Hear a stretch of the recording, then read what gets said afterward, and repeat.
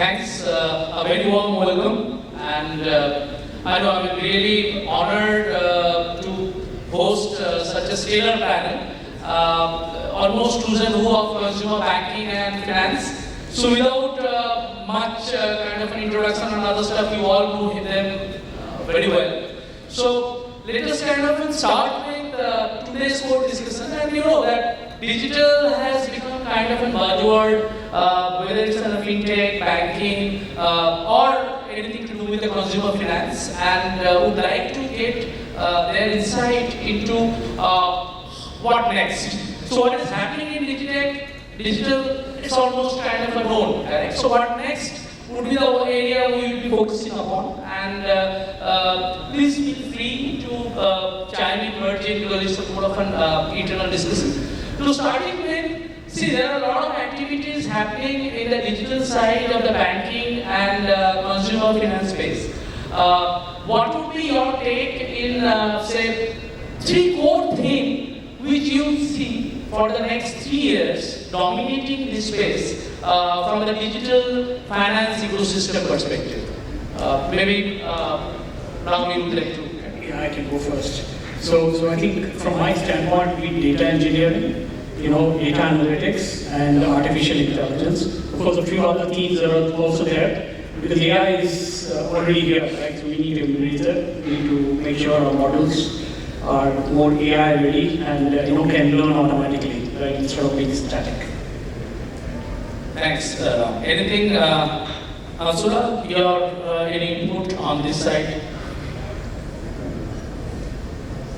So I think while we are riding on this digital banking wave, the real opportunity lies in creating solutions which are hyper-personalized, secure, and offer seamless experiences.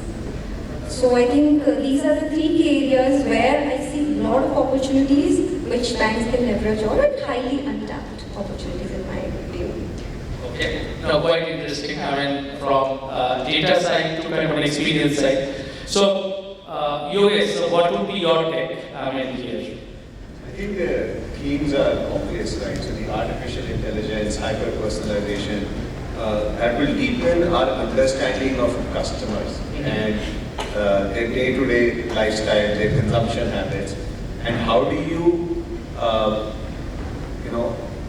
offer them exactly what they need when they need it. That's going to become very, very important. But again, the seamless journeys, whether they are in the discovery stage or whether they are onboarding to new products or buying things, and then the post-purchase is also very important.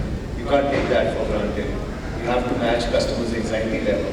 Only then you can retain those customers and have convert them into lifelong customers versus one-time transaction customers. Okay. Harish? Sure, thanks. So, I think as far as putting digital interfaces in front of customers, I think that's become pretty much table stakes, right? I mean, firms have been at it for more than a couple of decades now. But I think from a convenience and personalization standpoint, I feel there is a lot to be done in simplifying the life of the customer. I mean, it's not just about throwing technology at the problem, but really, like for example, you just take an example of providing a simple financial health dashboard to a customer. It's not just looking at a single institution view, but across his or her entire financial holdings, right? Across products. Now that is not something a lot of firms have solved for, right? And once that is done, to be able to then personalize that experience basis the customer's behavior, life stage, goals, and cover all the use cases that you typically do in day-to-day life, whether it is budgeting, loan management, your investment performance, or just even educating the customer. So basically I'm talking about a simple sort of consumable sort of a setup that really helps the customer rather than take a kitchen sink approach and throw all the technology and a bunch of stuff at the customer, and then the customer is struggling to deal with it. I think the other piece is also what I see that's going to play out is this whole democratization of services that has so far been probably the preserve of those set of customers that can only afford to pay for it, right? For example, there are products now that give customers a basket view of what mutual funds they can choose basis their risk appetite without them having to worry about the details, right? So talking about that kind of democratization of services that was otherwise only available to a broader set, but also to other things that I just want to kind of that I think would increasingly play out. This whole notion of embedded finance, right? I mean, embedded finance is nothing new, but the fact is that I don't think we've solved all the use cases that, again, a typical customer would go through. For example, a customer wants to buy a house, he doesn't necessarily enjoy the process of getting a mortgage. So how can we more seamlessly embed that in the customer journey? And lastly, of course, from an access standpoint, I think what will also play out is getting technology to solve the last mile use cases, typical financial inclusion use cases, voice bot, chat bot, vernacular stuff. I think all of those is really what I'm sort of bullish about. Yeah. No, thanks, Harish. So coming back, Manoj, any point from your side in this regard? I think the straight point is that the entire AI ML is going to be in place, and where we are looking at futuristic customer-centric services. So I think what you talk about in terms of mutual funds or customer service across, it plays a very important role, and it is going to be the future of the technology is going to be a forefront and customer-centric and customer delight. That's what my take on it. Thank you. Abhijit?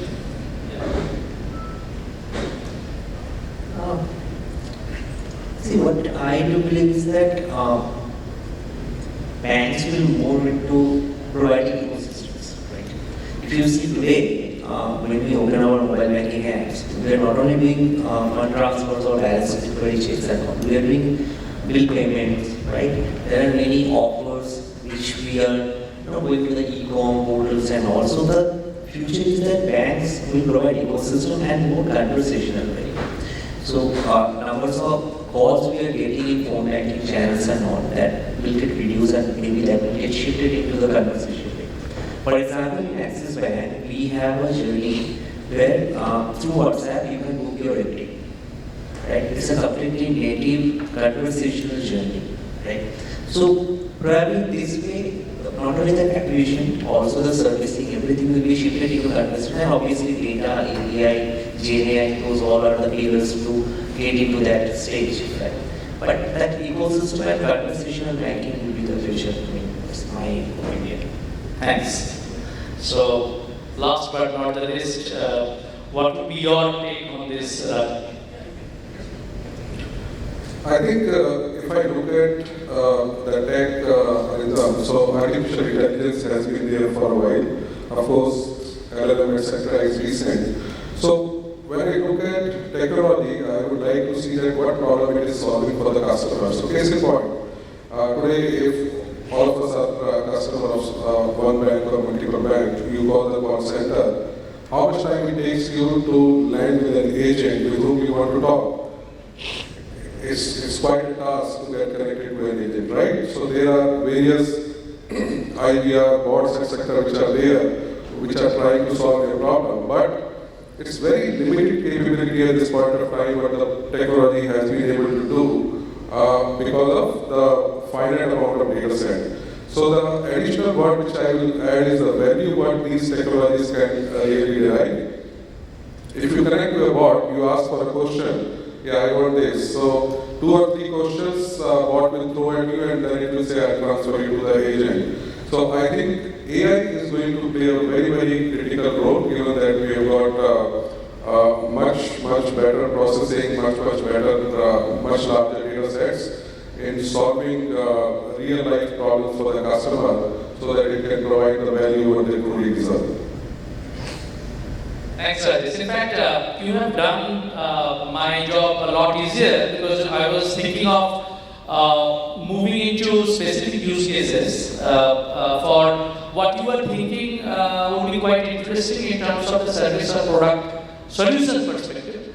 Now, if you see our eminent panelist response. See, at the end of the day, many times my kid at home asks me that Papa or Baba, what you call it Baba. So, I mean, how do you differentiate digital from IT or technology, correct? I mean, essentially, 20 years or 25, 30 years back, you still used to leverage technology and solve customer problem, correct?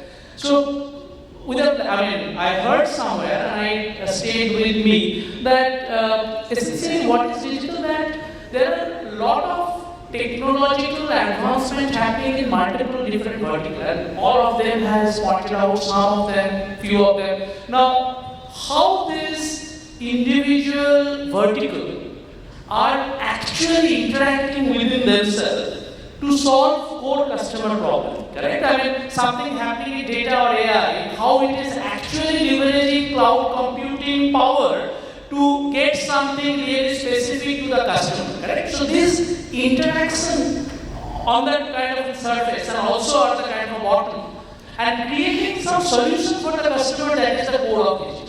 Okay. Now, keeping that thing in mind, and more, while technology is the bedrock at the bottom and solving for the customer problem, somewhere down the line we are all bringing customer or stakeholder. I will not say customer could be internal, customer could be external.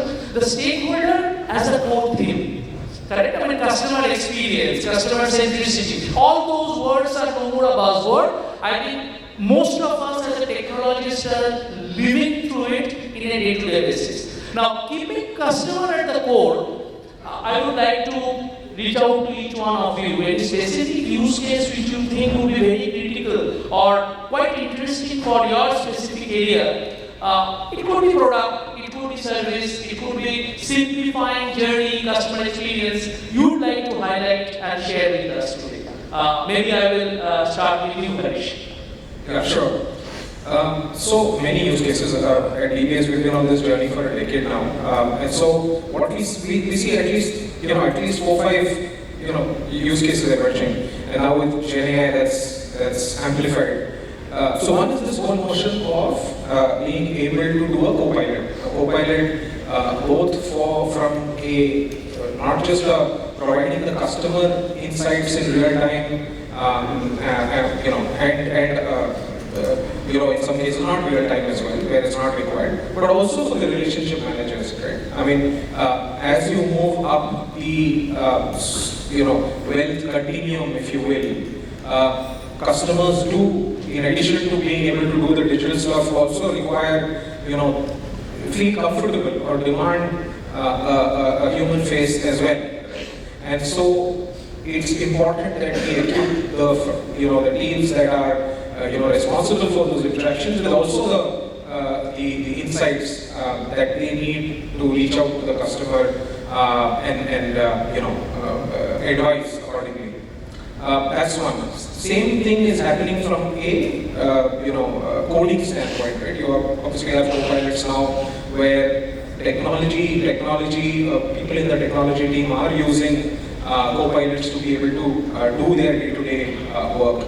We have also seen co-pilots in the customer service team. So your typical contact center, when a customer calls in, to be able to understand the profile of the customer and be able to sort of get the context right. So your first time call resolution we are seeing is sort of getting improved. But also equally on the other use cases around cyber security and intrusion detection, anomaly detection, when and this is where again AI and machine learning tools are coming in handy, where you're able to spot anomalous patterns in behavior to be able to sort of figure, hey, this doesn't seem to be right. So a bunch of use cases now that are actively sort of taking shape, and this is just the start. Thanks. Maybe I'll come this side to Ram.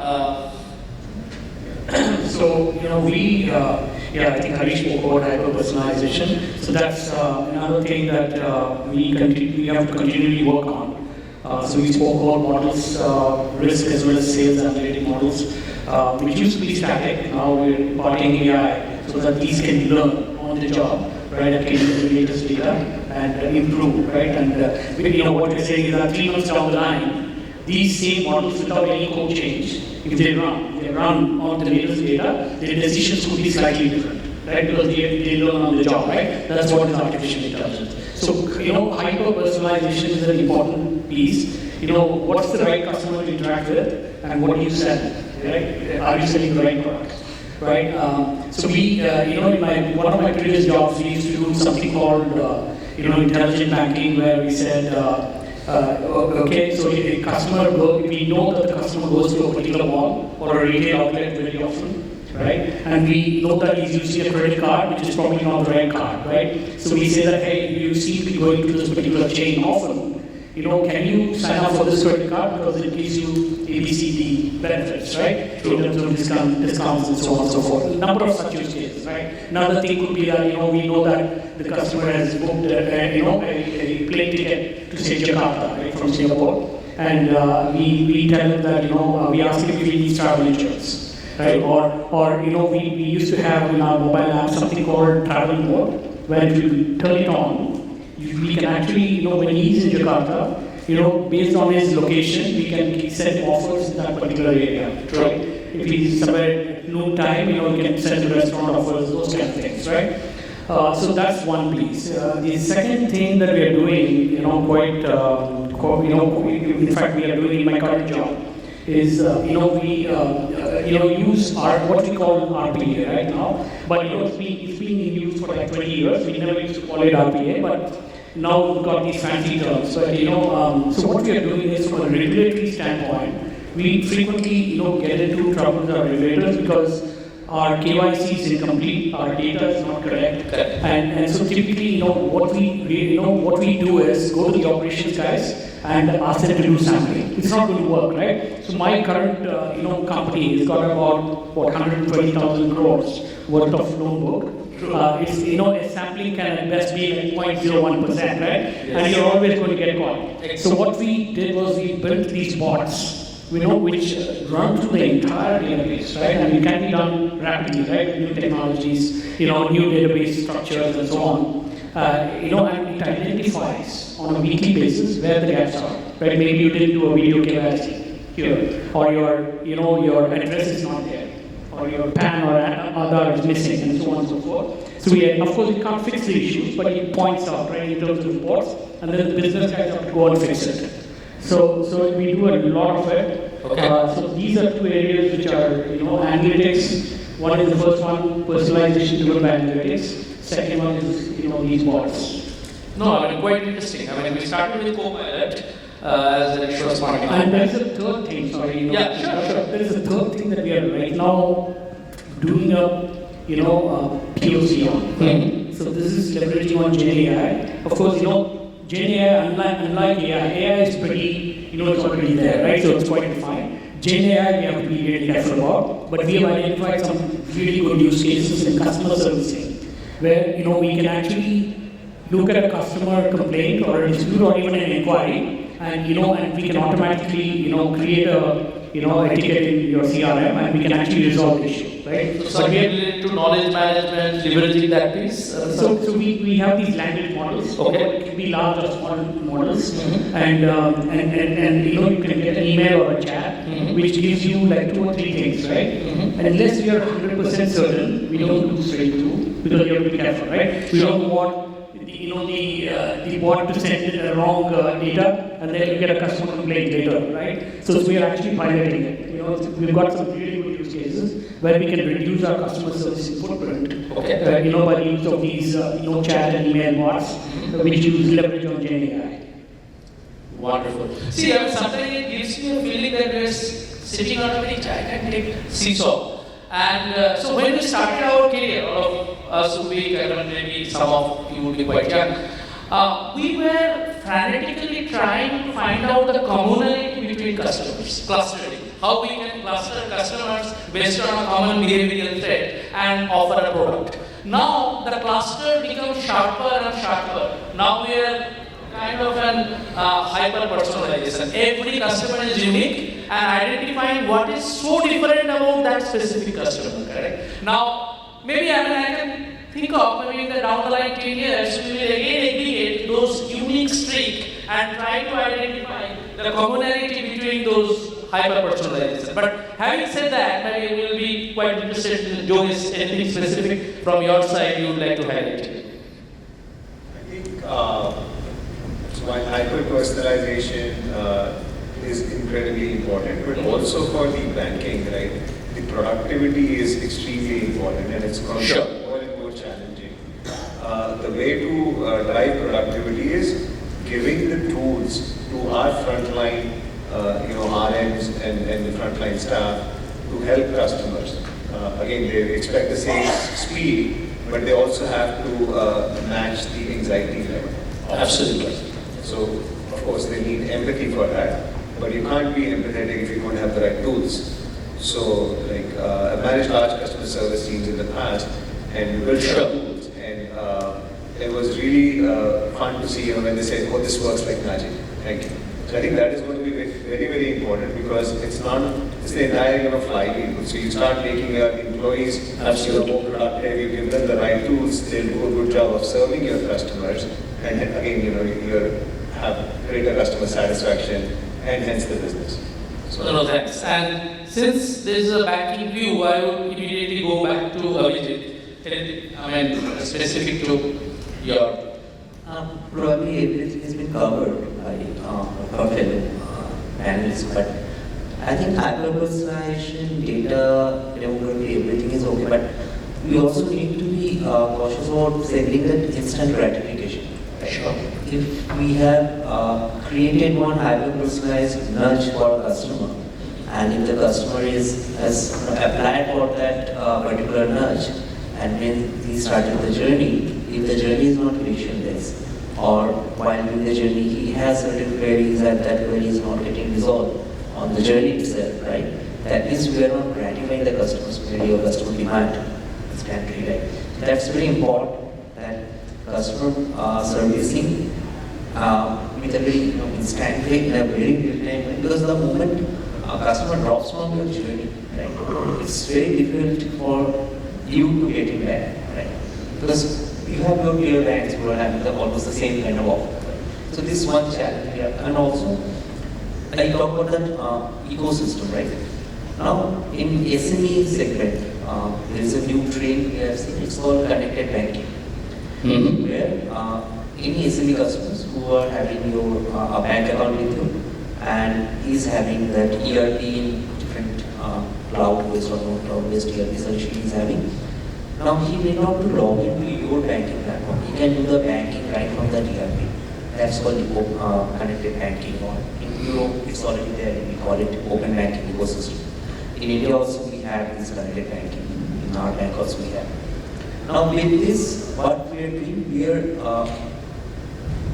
allowing our customer, we are enabling our customer to choose and pick their own ERP.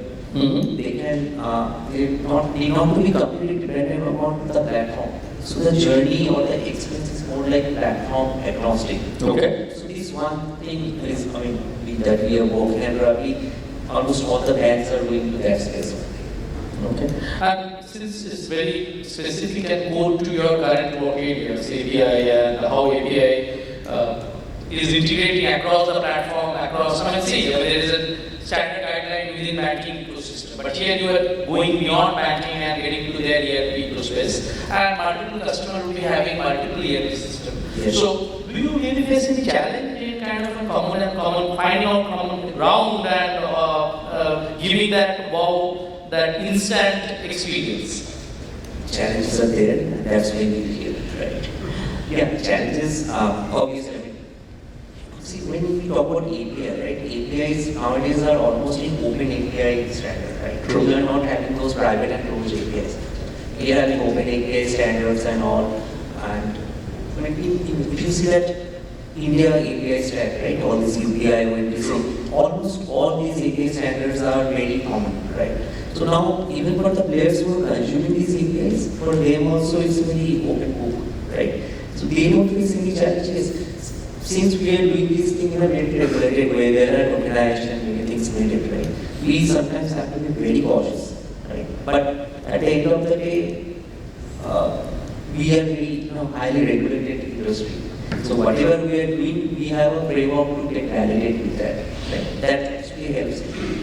Thanks. I'll now lean towards Rajesh and expecting your input.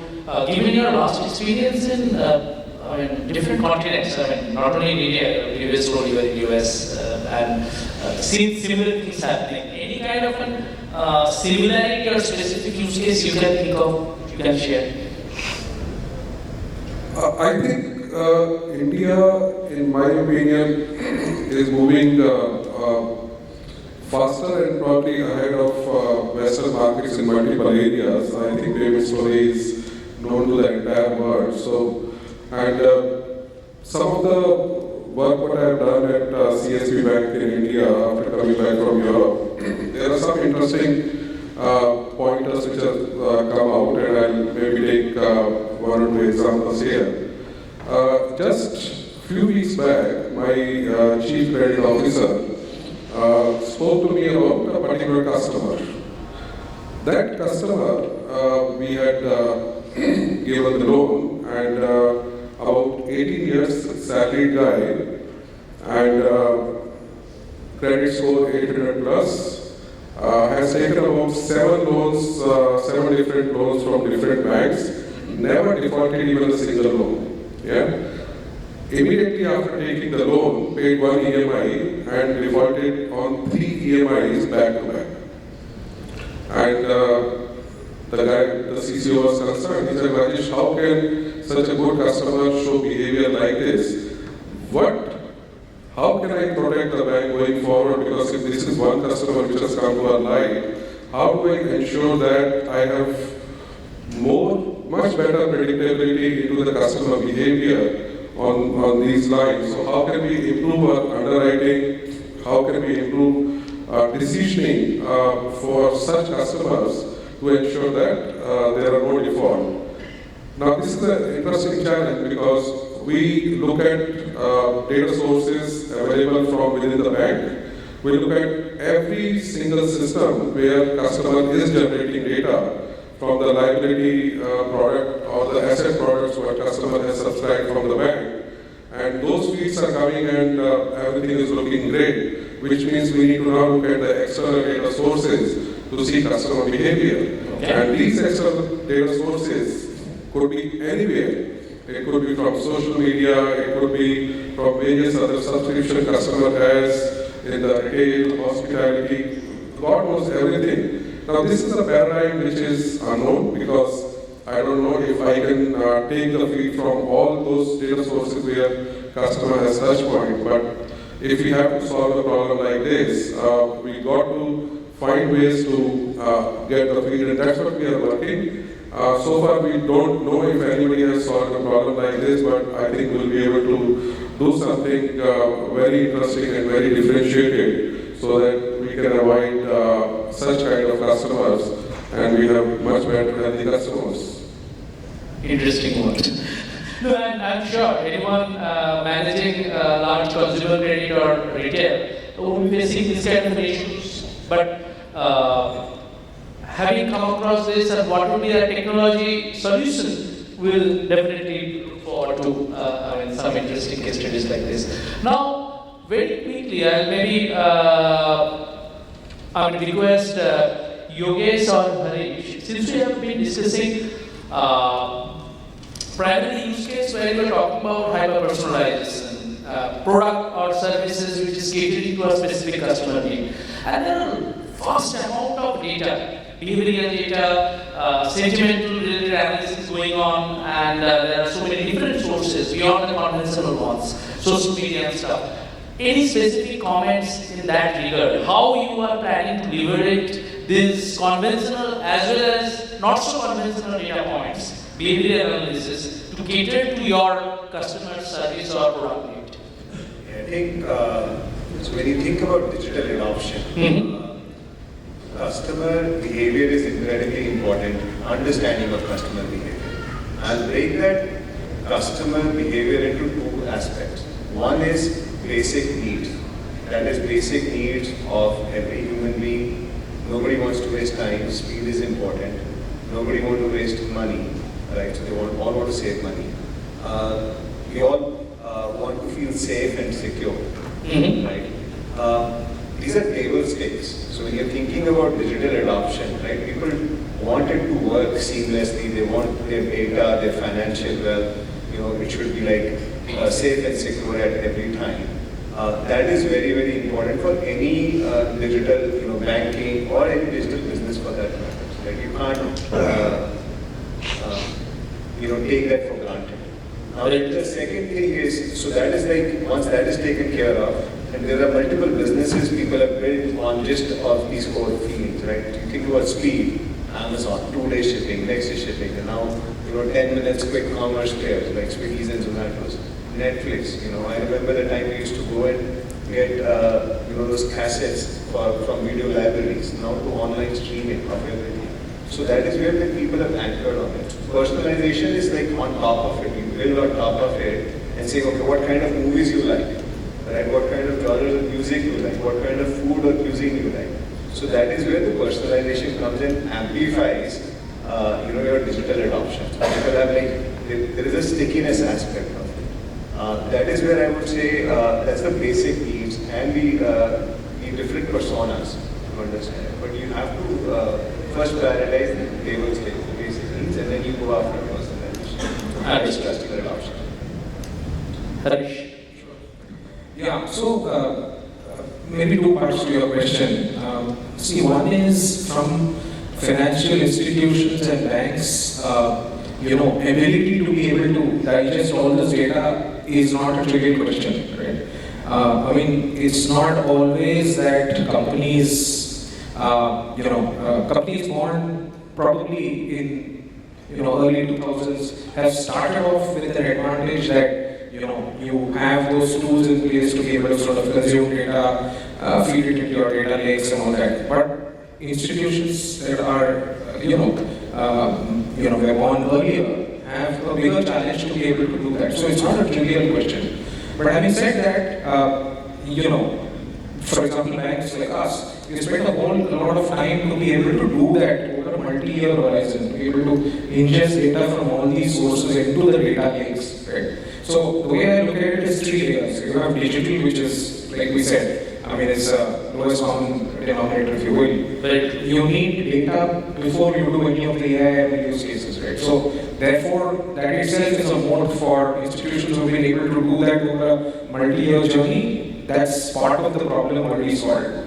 Then it's about AI, ML use cases, which also have been around for a decade now, which are obviously improving over time with more data coming in and so on. And the last bit of it, which is the today's story, is the whole Gen AI story. But I think there are 2 other aspects which are also important, right? I think the ability to ingest data from multiple sources is becoming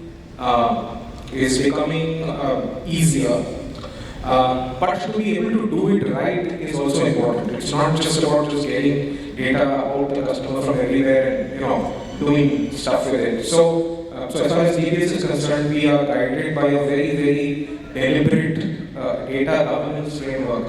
And in fact, it's called PURE, P-U-R-E. It's purposeful, unsurprising, respectful, and explainable. Right? So you don't want to get into a situation where customers don't know why somebody is collecting this data, something that they get surprised with, which is not used in a manner that is contrary to the social norms in that particular context. And we should be able to explain everything that we do with those models, right? So part of the problem is getting the data from multiple places, which is by and large through APIs and open banking and with various players in the market, getting increasingly easy. But I think it's also important to make sure that we have the governance infrastructure in place to be able to control effective use age of that. Because if that doesn't happen at an industry level, then it's just a matter of time when consumers will start running out of trust.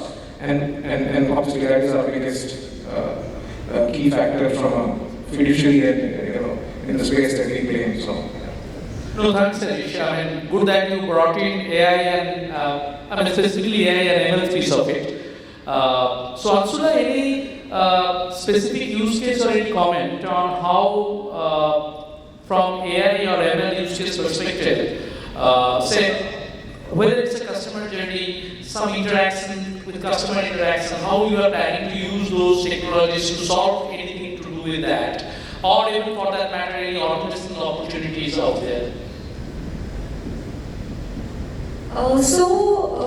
Just to see it from a very simplistic lens, for example, on Amazon product reviews, you get an AI-based summary, right? Which kind of, then I don't need to go through all the reviews. Earlier I used to do that. But then you can actually get the gist of the summary and you can go ahead and make your decision, right? With the same lens, right? And with the disclaimer that it is not easy to do such kind of exercise in a bank, but imagine if AI-powered tools and technologies can be used to kind of summarize the entire customer's entire transaction history and behavior and give insights and personalized recommendation in real time, right? So that will become a game changer, and this information can be integrated into CRM systems. Sales and servicing can be taken to the next level. So that's a very critical area, and when we talk about, and I think some of us we have already kind of captured this point. So getting data from various systems and integrating it somewhere to give a holistic view becomes very, very challenging, but at the same time, it's very, very important to service the customer, because instant gratification we talked about, right? So most of the issues that we see when we analyze the customer grievances or complaints that we get, the primary reason is not being able to serve the customer instantly, right? So being transparent, one, and to be able to serve the customer instantly, I think can be a game changer, right? Just to add to that point, while we all focus on getting or analyzing data, I think the inputs are also very, very critical, right? The kind of data that we're getting into the systems, how we can think backwards to figure out the way in which the data, customer critical data is being captured and then kind of analyzed, kind of changes the entire story with respect to how we can then utilize this data using AI and other technologies to actually add value to our customers. Okay, customer. Yes. No, well said. Maybe we'll be keen on understanding, Manoj, your side of the story from the financial services perspective. See, basically what we implement is the ML, AI and AI. These all three into put into practice. Basically analyzing the data. That's very critical because data is the king, and based on data we understand data we understand in terms of analytics, understanding customer human behavior, analyzing the preferences of the customer. Based on the preferences and touch points, we can service the client and also look at sales perspective point of view. So we look at it as basically it helps us in terms of understanding customer, target customer human behavior, target customer profiling based on the technology as well as digitalization what we have, and it helps us in terms of not even servicing but also cross-sell, upsell, ensure that the customer consistency and persistency is maintained. I think that it really helps in terms of it really helps us in terms of customer engagement and having a longevity of customer stickiness to our system. Thank you. Thanks, Manoj. Any quick word from you, Ram? Very quickly, I think. Yeah, so, I started off in data engineering. Can you hear me, right? Yeah, absolutely. So data is most important, right? I think my fellow panelists spoke about data lakes because we have different back-end platforms for assets versus liabilities versus wealth and so on. So all of it needs to come together into a lake house. And we also have a lot of data coming from outside, like your credit bureaus. These are all semi-structured, even unstructured data in the form of emails. How can you put all of this together into a data lake and run your models on it, right? That's very key. To get that personalization up. And then, in some of my past jobs, we used to also, have our digital platforms. The moment, customer logs in, we actually give a different dashboard, the front-end dashboard, based on what is important for the customer. Like if this is a guy who does bill payments often, right? So bill payments will be on the dashboard, right? Something like that, right? And of course, you sell the right products based on your sales models. True. Any last word from? I think from various examples that I have given you, Arindam, is based on solving the problem what we have for the employees or customer. One of the organizations I work with had a mantra, employee first, customer second. Yeah? So, and lots of people used to get confused, but if you really think deeply, happy employees can serve the customer in more efficient ways. So what we are trying to do is basically provide more and more tools to our employees so that they are better prepared to serve our customers in an effective way. One of the solutions we have recently done is called Customer 360 Degree. Not rocket science, but doing very simple things. Various data elements which are sitting at the different places in different systems, we just put it on one single screen. So if my contact center gets a call, customer is calling from the registered mobile number, a screen will pop up which has got all the customer related information, be it from the various product customer has subscribed, from the asset or liability perspective, any complaints customer has in last 6 months' time, how we have responded, everything with respect to customer.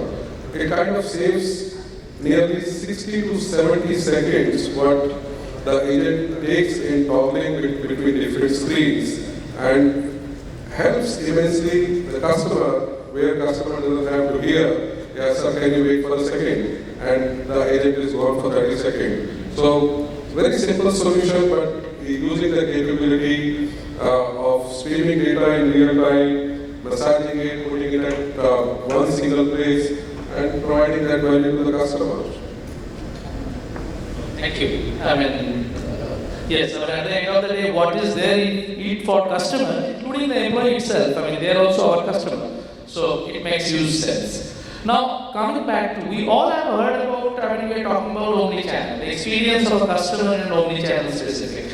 And you'd like to give her the same experience, maybe kind of in the same rate, even I'm going to be very specific, or whether it's a feature. How do you think it is evolving in a difficult space of banking where there is a competition, the channel experience would differ depending on the technology you are leveraging it. So how do you plan to manage that ecosystem from the customer standpoint? So very recently I was in a very premier institute. The question the students asked me how to analyze if my product is market fit or not. So my answer was that even before you go into your product is market fit or not, you should see the channel where your product you are putting the channel. The reason behind, if you see in banking, whatever products we are building, right, those products are almost there for the last couple of years, right? Deposits, lending, and all, right? Maybe a new variances we are evolving, right? But ultimately the core business or core product remains the same. Right? But what is new here? The new is the channel. 15-20 years ago, if a customer has to book a deposit, he has to visit to a branch. True. Then we offered him a new channel called internet banking, then mobile banking, then now WhatsApp banking. Now we also have partner channels through which customer can do these transactions, right? But ultimately the product remains the same. So channel is very important here, especially in banking. And whenever you are offering your product journey or customer journey into multiple channels, it has to be very much omni in nature. Otherwise, that again, the previous point I was there, that drop off. Because the moment the customer drops off, it's very difficult for you to get him back. You may send 1,000 nudges, but once the experience is broken, then it's gone. Right? So omni-channel experience is very important, especially in banking. Also the challenge here is the data silos. Previous questions everyone was talking about the data lakes and all. The biggest challenge here is that brands in India, we are working for the last 30-35 years. I mean, in this space. True. I'm not talking about the case with brands. Now, what we have seen lot many changes in our society, lot many changes in our lifestyle. So the data demography has also changed over the time. Now, that brings us into a situation which we call data silos. So there are multiple data silos. True. We have to identify those silos, pull that data, ingest it to one single data lake, then you create an omnichannel experience, right? So it's a process. It's a complete process, a journey that you have to do. But again, that omnichannel experience is very important to make your product market. Okay. So I'll come to tomorrow. In fact, I was like, see, one quick point out here.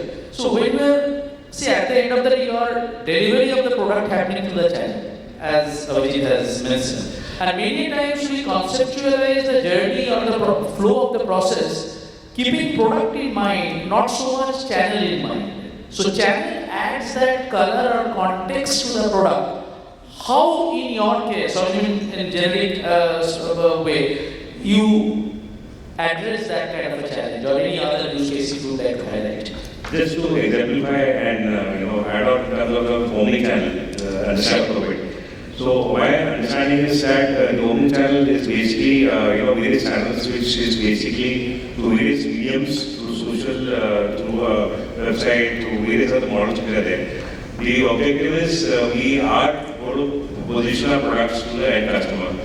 Now, the positioning of the product to omnichannel will be basically covering three cornerstones of the omnichannel, which would be basically the marketing part of it, the sales, as well as the third is the customer experience.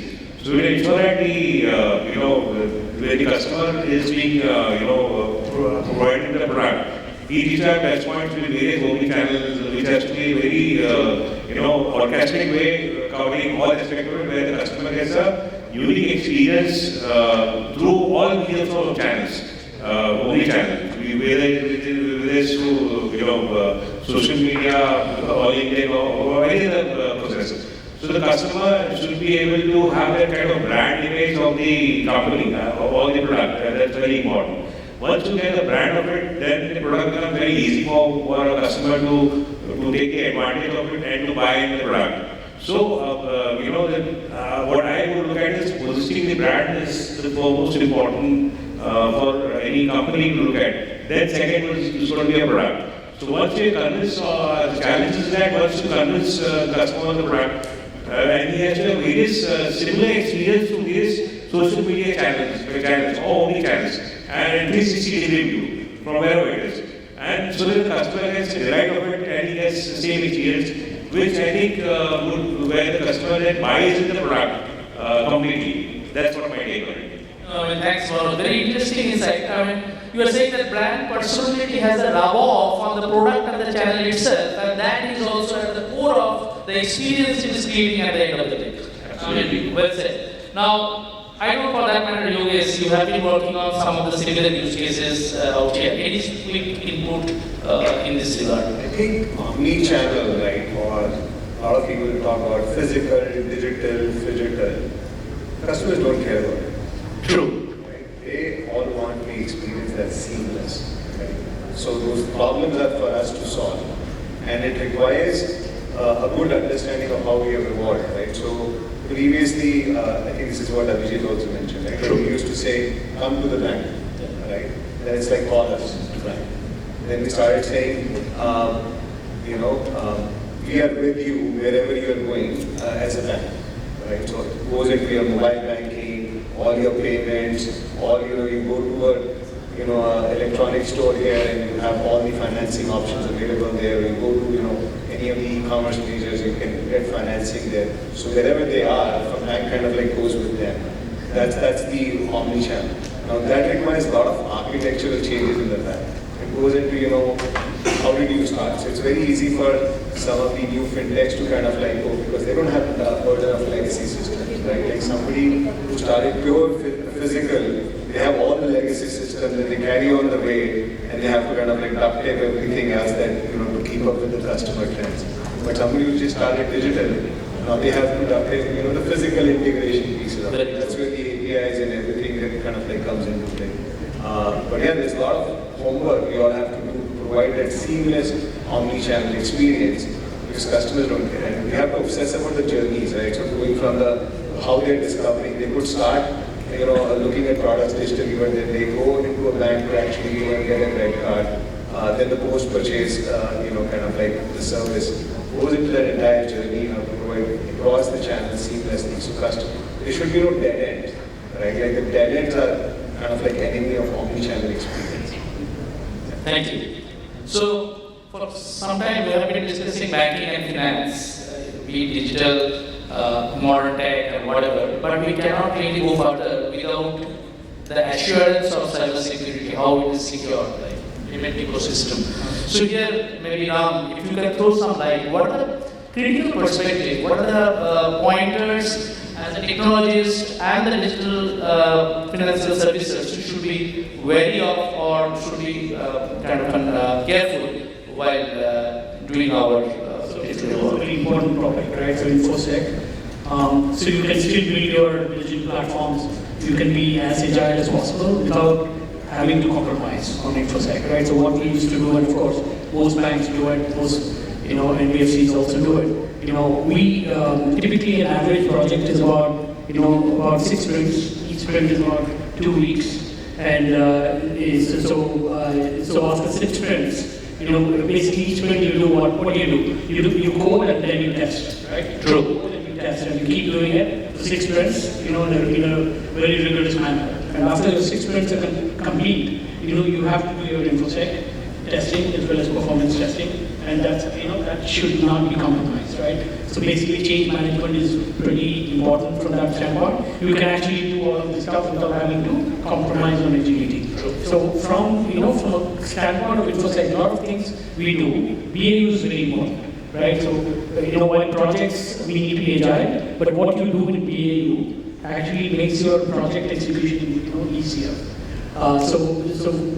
Typically what we have done in the past, and of course, a lot of banks do it as well. Every 6 months we need to do the InfoSec testing across at least all your digital platforms, the ones which are exposed on the internet, your mobile app, your websites, your microservices, API endpoints, and so on and so forth, right? So that cannot be compromised. We also do, the infrastructure layer, we do scans, to be able to figure out, where, security patches have not been applied. True. Right? Because, you have all these different OEMs who come up with, security patches to address some vulnerabilities. And you also have versions probably that are running on end-of-life versions. So that part is also important. Yep. And the third part is about, endpoint security as well, right? For your hardware, your servers. And as well as the laptops and that we use in our offices and branches, are they vulnerable, right? So we do all of this stuff. And of course, most importantly, from an application standpoint, you need to make sure that they've got all the bells and whistles to take care of frauds, like your multi-factor authentication, your encryption of PII, both in the database, even for documents, right, redaction of your PII and so on. So a lot of these things have to be done. And of course, on the infrastructure monitoring side, make sure that your monitoring systems are in place, to warn you of any, man in the middle or DDoS attacks. So it's a very important subject. It requires investments, but you must do it. Thank you. And again, we started with digital, what is technology, how security. See, there is one more aspect I think we haven't touched upon directly. Indirectly, we all of you have touched upon it. Since we are touching about the point of security, whether it's cyber security or overall security ecosystem, payments ecosystem and stuff, and in the era of digital banking, anything specific to the cultural aspect of it? Anything you would like to cultural aspect of it? So basically, it's not just about technology and digital platforms. You also need to be able to educate your users as well as your customers, right? So basically, customers get a lot of these phishing emails, that take you to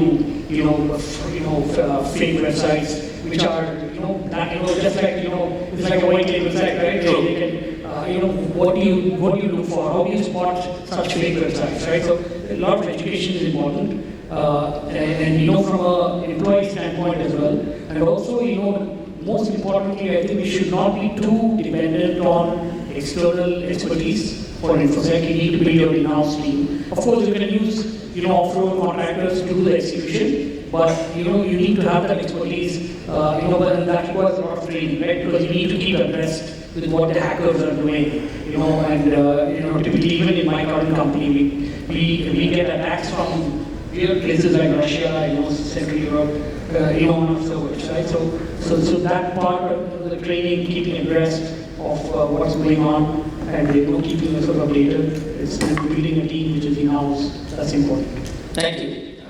So, if we expand this horizon a bit, not only security, any other aspect of the digital era, the challenges, the nuances, how the culture will play a role in managing it in a more effective manner. Harish, if you have a couple of points out here. Sure. No, I think culture is absolutely critical, and at least there's this notion that in any institution, it is not that there is dearth of expertise. It's just that it's probably sitting in silos in multiple departments.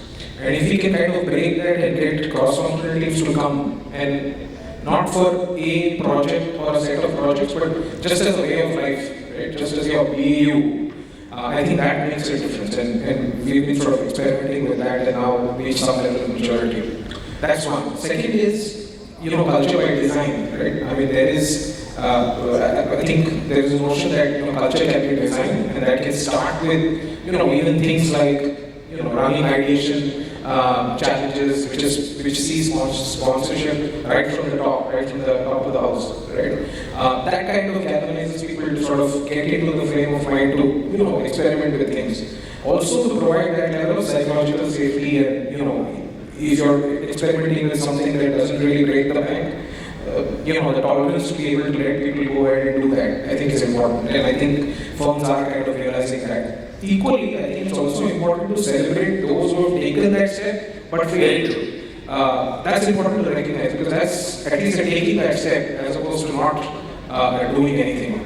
I think the third aspect is to get customer feedback in a very deliberate way, right? If you don't have that culture, then you're only looking at one side of the story, which is our side of the story, but not really thinking about what the other side is thinking. So that's also something that's an important driver of culture, that need to be able to interface with customers and get feedback on a regular basis. And lastly, I feel, even in terms of giving employees and the folks in your teams the space to go and continuously learn, right?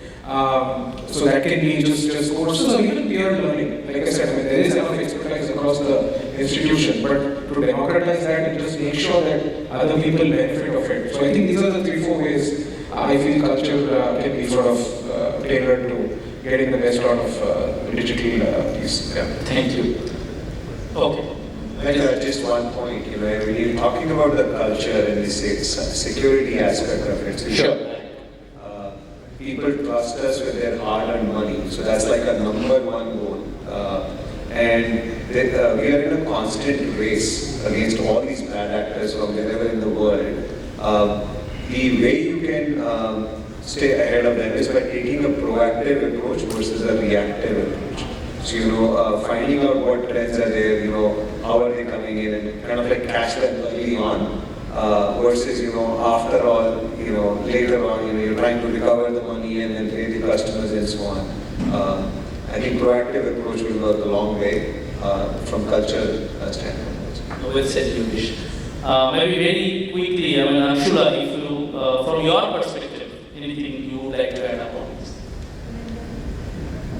So, in terms of culture, that promotes, let's say, continuous innovation, and wherein we use kind of technologies to constantly improve. I think some key aspects that need to be considered, primarily being, customer-centric approach, right? Instead of designing products in then trying to sell them. We should understand customer's problem or the solution that we are trying to create for the customer, be obsessed with the customer while designing our products and services. I think that goes a long way in creating a culture wherein innovation will automatically be embedded, in all the employees of the company.